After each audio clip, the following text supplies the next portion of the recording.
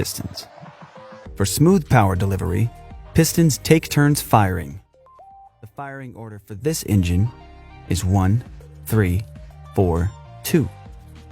Camshafts with specially shaped cams push spring-loaded valves open in turn.